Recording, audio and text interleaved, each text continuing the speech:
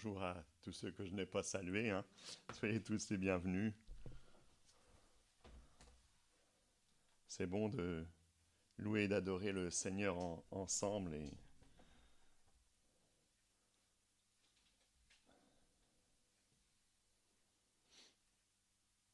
ce matin, j'aimerais partager avec vous la parole.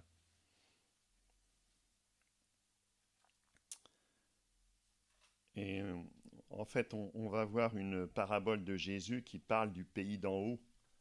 Et je dirais c'est le vrai pays qu'on attend. Hein, comme le dit Pierre dans 1 Pierre 2, 11, Bien-aimés, je vous exhorte comme étrangers et voyageurs sur la terre. Et c'est vrai que notre pays est ailleurs.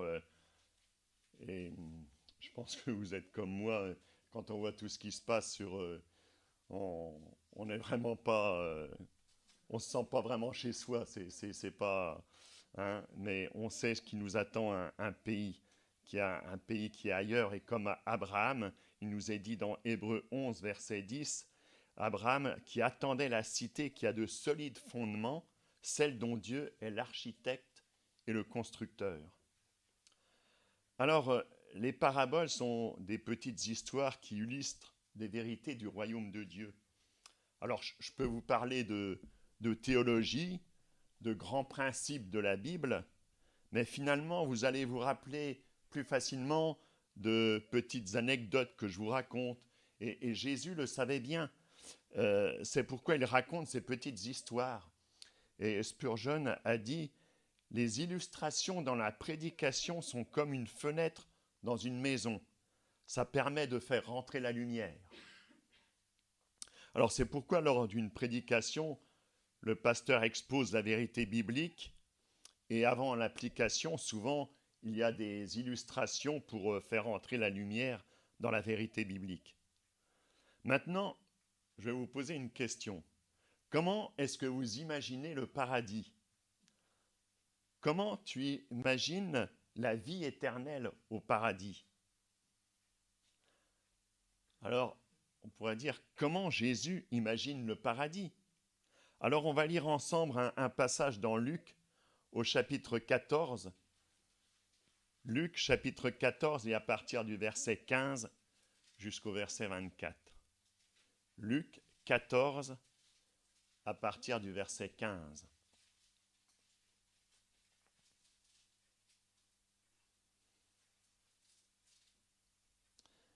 Un de ceux qui étaient à table, après avoir entendu ces paroles, dit à Jésus, Heureux celui qui prendra son repas dans le royaume de Dieu.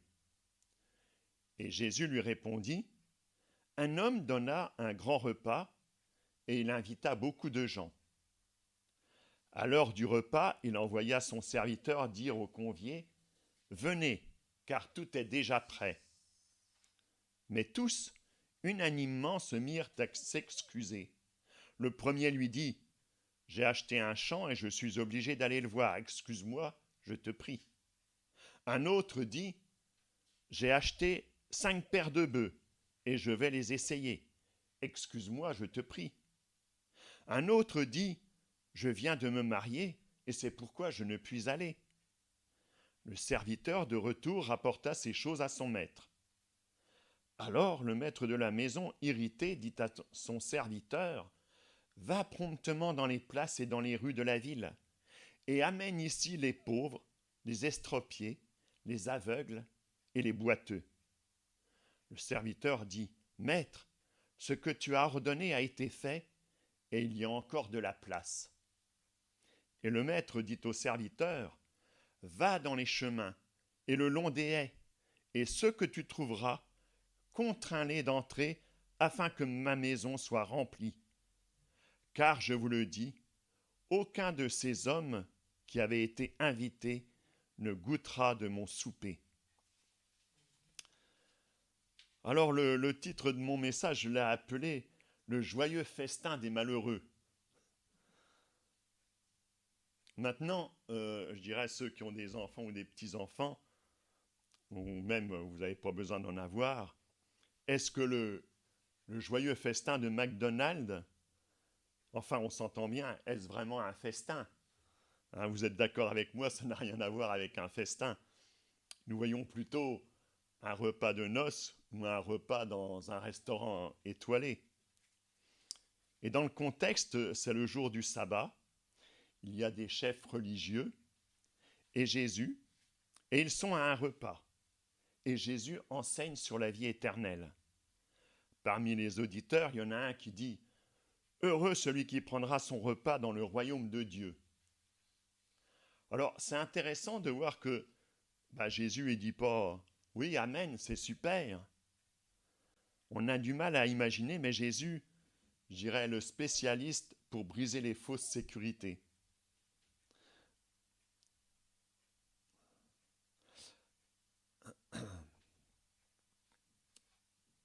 Donc là, il y a quelqu'un qui se réjouit de son espérance de la vie éternelle, mais Jésus ne dit pas « Alléluia, gloire à Dieu ».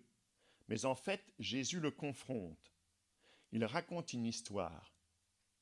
Et il nous confronte tous pour dire « Est-ce que tu es vraiment sûr de participer à ce festin ?» Vous savez, quand on arrivera au paradis, je pense qu'on pourra peut-être avoir 3 surprises. La première, c'est réaliser qui est là. Oh, je suis très surpris de voir celui-là, je ne m'y attendais pas, ou celle-là. Et puis la deuxième surprise, ça sera peut-être de dire ah tiens, celui-là, il n'est pas là. Comment ça se fait pourtant je pensais qu'il serait là. Et puis la troisième, c'est que moi, j'y sois. Alors, quand on regarde la meilleure image de Jésus pour parler de la vie éternelle, c'est le festin.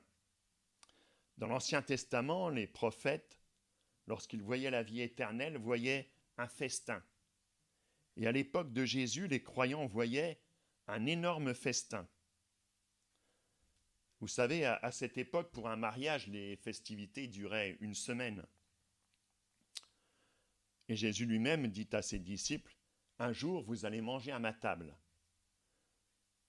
Le psaume 23 nous dit, « Tu dresses devant moi une table. » Et puis, Apocalypse 3,20, « Voici, je me tiens à la porte et je frappe. Si quelqu'un entend ma voix et ouvre la porte, j'entrerai chez lui, je souperai avec lui et lui avec moi. » Alors, l'Apocalypse dépeint le festin comme étant les noces de l'agneau. Et la meilleure image pour comprendre la vie éternelle, c'est tu imagines un méga festin. En fait, c'est le festin de ta vie, c'est le plus grand festin que tu auras. Il n'y en a jamais eu de tel. C'est l'affaire de ta vie que tu ne veux surtout pas manquer. Alors, pour tous ceux qui sont justifiés par le sang de Jésus, on va entrer dans la gloire. Et ceux qui font la musique, ce sont les anges. Et en fait, ce sera les retrouvailles avec les bien-aimés qui sont morts dans le Seigneur. Et là, nous allons les revoir, les prendre dans nos bras. On va aller s'asseoir, puis voilà qu'il y a Pierre qui est là, puis plus loin, il y a Abraham, il y a Joseph, il y a Élisée, Jean-Baptiste. Et puis voilà Jésus qui préside. Mais c'est extraordinaire. C'est ça le paradis. Ça sera plein d'émotions et de joie. Nous serons glorifiés et j'aurai pas besoin de quelqu'un pour démarrer la louange ou pour jouer de la musique. Hein? J'aurai la capacité de le faire, j'aurai une voix superbe pour le faire. C'est extraordinaire. Et lorsque vous avez fait un cauchemar, soudain vous vous réveillez et là, ouf, vous réalisez que c'est un cauchemar. Eh bien, pour certains, leur période de vie est comme un cauchemar. Mais un jour, vous allez vous réveiller au festin de Jésus et vous réalisez que le cauchemar est passé et que maintenant, c'est la réalité. C'est le festin, la présence de Jésus. Il fait toutes choses nouvelles. Il essuie toute larme des yeux. Alléluia. Il vient établir son royaume. Et c'est dans le prophète Ésaïe qui nous dit, au chapitre 65, verset 17, « En effet, je crée un nouveau ciel et une nouvelle terre. On ne se souviendra plus des premiers événements, ils ne viendront plus à l'esprit. » Et puis un peu plus loin, au verset 25, « Le loup et l'agneau brouteront ensemble. Le lion comme le bœuf mangera de la paille, et le serpent aura la poussière pour nourriture, on ne commettra ni mal, ni destruction sur toute ma montagne sainte, dit l'Éternel. C'est merveilleux de voir, d'avoir cette espérance. Et puis, il y a des chrétiens et des croyants qui ont pourtant tout un tas d'excuses. Il faut comprendre le contexte de l'invitation dans notre texte. À l'époque, tu allais voir les gens et tu les invitais pour un festin dans 3 semaines, mais comme le festin demandait une grande organisation, tu ne connaissais encore pas la date exacte. Et quand c'est prêt, alors le serviteur va voir les gens pour leur dire que ça y est, c'est prêt, vous pouvez venir. Donc les gens, en fait, c'était déjà engagés. N'oublions pas que Jésus, là, s'adresse à des croyants, à des pharisiens. Et dans cette parabole, ce sont des gens qui sont engagés, qui ont déjà répondu à la première invitation. Ils ont déjà fait la prière de repentance, se sont engagés dans le baptême, ont déjà mis leur foi en Jésus. Le problème, ils trouvent des excuses pour ne pas honorer l'invitation. Alors, ce sont des excuses bidons qui ne tiennent pas. C'est un peu comme si tu étais invité à un mariage et le jour même, tu t'excuses en disant bah, « Excuse-moi, je ne peux pas venir parce qu'il faut que je tonde le gazon. » En fait, c'est une offense, une insulte envers celui qui t'a invité. Mais il est possible de se comporter en vrai chrétien et puis d'avoir un comportement qui révèle un mépris envers Dieu qui nous a sauvés. Ce sont des gens qui se sont engagés, qui disent aimer Dieu, mais en fait, ce n'est pas leur priorité. Alors si vous êtes là ce matin, c'est bien parce que Dieu est important dans votre vie, sinon vous ne seriez pas là. Mais Dieu, est-il le premier dans notre vie? C'est un peu comme si je disais à ma femme, « Oh, tu es le top 3 de mes femmes préférées. » Je ne suis pas sûr qu'elle le prenne bien. Ce n'est pas une preuve d'amour. Tu ne peux pas faire ça à ta femme, à plus forte raison, tu ne peux pas faire ça à ton sauveur. Dieu veut être le premier dans ta vie et pas une roue de secours. Cherchez premièrement son royaume et sa justice. On imagine les pharisiens comme des gens religieux et mauvais. Mais en fait, c'est des gens qui aimaient Dieu. Ils priaient, ils jeûnaient, ils honoraient Dieu. C'était pour la majorité d'entre eux des hommes de Dieu. C'est juste que Dieu n'était pas le numéro 1 dans leur vie. Alors, dans cette parabole, nous voyons en fait 3 excuses qui sont présentées. Il y a celle des obligations, celle des occupations et celle des relations. Le premier, qui je le rappelle avait accepté l'invitation, dit avoir acheté un champ et doit aller le voir. Dites-moi, celui qui fait un achat sans avoir au préalable été le voir, c'est un peu bizarre, il va dire « je suis obligé ». Mais combien de chrétiens dans des situations délicates vont dire « je n'avais pas le choix, j'ai fait des choses pas très correctes, j'étais obligé de mentir ou ce n'était pas très honnête, mais je n'avais pas le choix ». Nous avons toujours le choix. Et c'est vrai que ce n'est pas toujours facile, mais nous avons toujours le choix de mettre Dieu en premier. Alors on peut toujours trouver une excuse pour ne pas faire ce que Dieu nous demande de faire, et quelle que soit cette chose. On peut avoir cette excuse des occupations. On voit celle des bœufs. Ils ne pouvaient pas les essayer un autre jour? Si nous avons une belle journée et qu'en plus il y a une foire dans la région, nous aurons moins de chrétiens dans les églises. Mais il y a des gens qui ne vont pas à l'église quand il fait trop beau et d'autres qui n'y vont pas quand il fait trop mauvais. Certains vont dire « nous ne sommes pas sous la loi ». C'est vrai, je suis d'accord. Mais cela révèle quand même les priorités du cœur.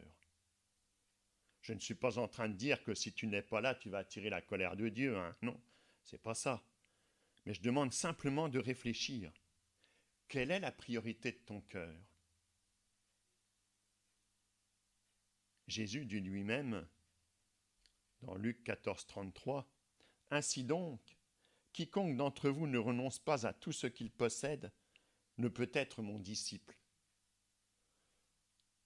Pourquoi je dis cela ? Peut-être que parce que dans notre pays, nous ne réalisons pas toujours qu'il y a des frères et sœurs qui, dans certains autres pays, risquent leur vie pour se réunir et adorer le Seigneur. Je suis abonné au fil rouge de Portes Ouvertes et souvent nous voyons des informations sur des massacres de chrétiens à cause de leur foi et de leur engagement envers Dieu. Quelqu'un a dit, quand tu vois quelqu'un faire quelque chose de stupide dans la Bible, tu devrais dire « c'est moi cette personne ». Et au lieu de dire « ce n'est pas moi », ton premier réflexe serait de dire « Dieu me parle, en fait, c'est un miroir ». À un moment donné, il faut se regarder dans le miroir. Alors souvent, c'est aussi l'excuse des relations. Vous avez l'autre invité qui dit « moi, je viens de me marier ». Mais c'est quoi le rapport ? Lorsque tu te maries, tu es fier de montrer ta femme. Il n'y a pas d'excuse là-dedans. On a aussi l'excuse que notre consécration dépend des autres. Combien de chrétiens justifient leur léthargie spirituelle à cause de ce que mes parents ont fait ou à cause de ce que j'ai subi par des gens qui se disent chrétiens. Alors si c'est ça, être chrétien, je préfère vivre ma foi chez moi en solitaire pour ne plus être blessé. Mais sache que ce que tu as vécu avec tes parents, avec des personnes qui t'ont blessé, eh bien, cela explique ce que tu as vécu, mais ça ne t'excuse pas. Si tu es un chrétien, la grâce de Dieu dans ta vie, eh bien, tu ne peux pas continuellement te trouver des excuses. C'est toujours la faute des autres. Et ne pas vivre la vie que Jésus t'appelle à vivre, en fait. Combien freinent leur vie spirituelle pour un conjoint qui ne veut rien savoir du Seigneur ? Ou un deuil ? On a tout perdu. On a tous perdu un bien-aimé, mais si tu abandonnes le Seigneur parce que tu as perdu un proche, ce n'est plus un parent ou un proche, mais ça devient une idole. Mon salut ne dépend pas des autres, mais en fait, mon salut dépend de Jésus, alléluia.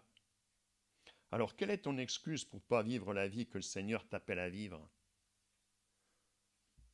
Alors, puisqu'il y a des croyants qui ont un tas de bonnes excuses pour ne pas aller au festin, cela révèle un problème de foi. Va chercher les pauvres, les estropiés, les aveugles et les boiteux. Mais je dirais, sache que la définition d'un chrétien, c'est ça. Un chrétien, c'est un estropié. Il nous manque quelque chose, on a besoin de la gloire de Dieu. Un chrétien est un aveugle, je ne vois pas la réalité. Un chrétien, c'est un boiteux, j'ai de la peine à suivre Jésus, mais j'ai besoin de sa grâce. Un chrétien, c'est un mendiant. Moi-même, je suis un mendiant qui enseigne à d'autres mendiants où trouver le pain. En fait, c'est ça l'évangile. Et ces gens-là étaient exclus du culte dans l'Ancienne Alliance. Et là, c'est intéressant car Jésus, dans son œuvre de grâce, le festin n'est pas pour ceux qui pensent le mériter ou ceux qui vivent dans une fausse sécurité, mais pour ceux qui réalisent qu'ils sont indignes de ce festin-là. Le Maître dit « Va chercher les autres afin que ma maison soit remplie. » Vous savez, le ciel va être rempli. Un vieux cantique qui dit « Aussi nombreux que le sable des plages, oh que ce sera beau lorsque nous irons là-haut. » C'est pourquoi nous témoignons, car Dieu veut remplir le ciel. Voyez ce que la parole dit. Et le Maître dit au serviteur, va dans les chemins et le long des haies, et ceux que tu trouveras, contrains-les d'entrer, afin que ma maison soit remplie. C'est fort, hein ? Contrains-les, parce qu'ils ne voudront pas venir. Pourquoi ? À l'époque, et d'ailleurs aujourd'hui encore, nous sommes dans, je dirais, le code de la réciprocité. Je t'invite, tu m'invites. Je te donne quelque chose, tu me donnes quelque chose. Mais ça, c'est le salut par les œuvres. On pense que si Dieu nous donne le pardon, le salut, la vie nouvelle, il faut qu'on lui donne quelque chose. Il y a comme un échange. Et la réaction, c'est non, on ne va pas aller à ce festin car on n'est pas capable de rembourser. Mais c'est ça la définition du chrétien. tu ne pourras jamais rembourser Dieu pour sa grâce. Avant de goûter au festin, tu le sens, tu le vois. Alors, on n'est pas encore dans le festin, mais nous avons déjà un avant-goût. La Bible nous enseigne que même si on n'est pas encore là, il y a déjà quelque chose que l'on vit. On n'est pas encore dans le moment où l'on voit Jésus et l'acclamons, mais on est déjà dans le moment où l'on est uni avec lui et l'on voit sa gloire dans nos vies. On n'est pas encore là où le salut est complet et définitif, mais déjà par la foi, tu as un avant-goût. Et c'est dans le psaume 34, verset 9 qui nous dit « Goûtez et voyez que l'Éternel est bon. Heureux l'homme qui se confie en lui. » Alors nous avons déjà la victoire sur le péché. La puissance de Dieu est sur nous, car nous sommes nés de nouveau. Notre corps n'est pas encore ressuscité, mais notre âme est ressuscitée, et nous vivons déjà sous le règne de Dieu. Et nous voyons dans cette parabole que, alors que Jésus raconte l'histoire, la dernière phrase au verset 24, elle est de lui. « Car je vous le dis, aucun de ces hommes qui avaient été invités ne goûtera de mon souper. » Jésus est dans l'application, il parle de l'exclusion. Alors, si tu te sens estropié, boiteux, mendiant, le Seigneur est là pour toi. Pour certains, la religion est une béquille pour les faibles. Eh bien, moi, je dis, béni soit Jésus notre béquille. Alléluia. Souvent, Jésus veut donner une sécurité du salut à ceux qui doutent et qui sont vraiment sauvés et sincères. Et il veut aussi ébranler la fausse sécurité de ceux qui se disent croyants. Alors pour finir, je dirais que Jésus soit notre priorité. Dans Apocalypse 3,16, il nous est dit « Ainsi, parce que tu es tiède et que tu n'es ni froid ni bouillant, je vais te vomir de ma bouche. » Et puis, Apocalypse 19,9, l'ange me dit alors « Écris, heureux ceux qui sont invités au festin des noces de l'agneau. » Puis il ajouta « Ces paroles sont les véritables paroles de Dieu. » Mais nous nous réjouissons parce que nous savons que nous sommes tous invités. Et nous voulons répondre à cette invitation parce que nous sommes voyageurs et étrangers sur cette terre, mais nous attendons la patrie céleste. Amen. Merci Seigneur pour cette merveilleuse espérance que tu nous donnes de ce que tu nous attends pour ce festin, ce joyeux festin. Et nous ne voulons pas refuser cette invitation parce que, oui, nous nous sentons vraiment voyageurs étrangers sur cette terre. Nous ne nous sentons pas à l'aise. Mais nous savons qu'avec toi, Seigneur, là, tout sera merveilleux. Et nous voulons vraiment te faire cet honneur de venir à cette invitation parce que tu nous invites gratuitement. Nous n'avons rien à faire, Seigneur. C'est toi, Jésus, qui a payé le prix, qui est mort à notre place, qui nous a purifiés par ton sang. Alors merci Seigneur pour cette merveilleuse invitation et merci parce que nous savons que tu viens bientôt nous chercher et que ce jour approche de plus en plus. Alors nous te louons et nous t'adorons pour tout cela. Amen. Amen.